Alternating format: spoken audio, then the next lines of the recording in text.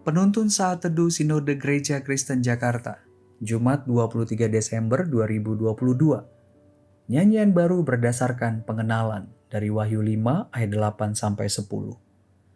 Ketika ia mengambil gulungan kitab itu, tersungkurlah keempat makhluk dan ke-24 tua-tua itu di hadapan anak domba itu. Masing-masing memegang satu kecapi dan satu cawan emas penuh dengan kemenyan. Itulah doa orang-orang kudus. Dan mereka menyanyikan suatu nyanyian baru, katanya. Engkau layak menerima gulungan kitab itu dan membuka meterai-meterainya, karena engkau telah disembelih dan dengan darahmu engkau telah membeli mereka bagi Allah dari tiap-tiap suku dan bahasa dan kaum dan bangsa. Dan engkau telah membuat mereka menjadi suatu kerajaan dan menjadi imam-imam bagi Allah kita, dan mereka akan memerintah sebagai raja di bumi. Saudara, pengalaman pribadi seorang pencipta lagu pujian selalu berkaitan erat dengan pengenalannya terhadap Tuhan. Dari pengenalan tersebut lahir lirik-lirik dan nada-nada yang dirangkumkan dalam suatu pujian bagi kemuliaan Tuhan. Orang-orang kudus termasuk tua-tua yang dilihat oleh Rasul Yohanes adalah orang-orang yang memiliki pengalaman rohani bersama dengan Kristus Yesus, Sang Anak Domba Allah. Pengalaman rohani mereka berkaitan erat dengan pengenalan mereka terhadap Kristus Yesus secara pribadi. Pengenalan mereka tertuang dalam nyanyian baru yang mereka kumandangkan di hadapan Sang Anak Domba Allah.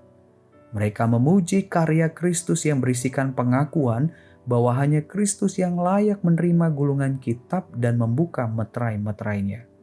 Alasannya adalah karena Kristus telah memberikan dirinya menjadi kurban sembelihan yang membeli umat tebusannya bagi Allah. Artinya, oleh karya Kristus, umat pilihan Allah dibawa kembali kepada Allah menjadi umat kesayangannya. Umat tebusan Kristus berasal dari tiap suku, bahasa, kaum, dan bangsa. Orang-orang kudus ini juga mengenal dengan benar bahwa karya penebusan Kristus menghantarkan mereka memperoleh anugerah khusus dari Allah untuk menjadi bagian dari anggota kerajaannya, menjadi kumpulan imam, serta memerintah di bumi bersama dengan Kristus. Dari pengenalan yang mendalam, maka orang-orang kudus yang telah ditebus oleh darah Kristus dapat menyanyikan nyanyian baru bagi Kristus. Saudara, mari kita renungkan tulisan John Flavel. Jika hidup kekal adalah mengenal Kristus, maka hukuman kekal adalah meremehkan Kristus.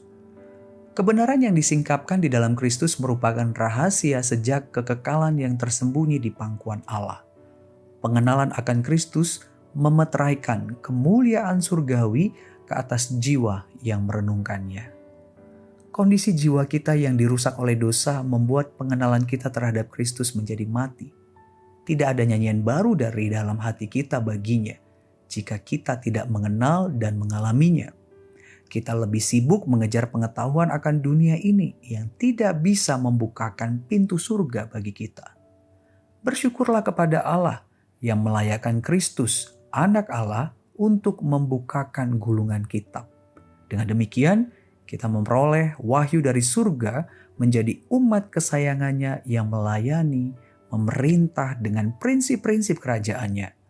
Dengan demikian, kita mengalami pembaruan hati dengan selalu ingin mengenal Kristus melebihi apapun yang ada di dunia ini. Saudara, nyanyian baru dari hati anak Tuhan selalu lahir dari pengenalannya yang mendalam terhadap Kristus. Tuhan Yesus memberkati.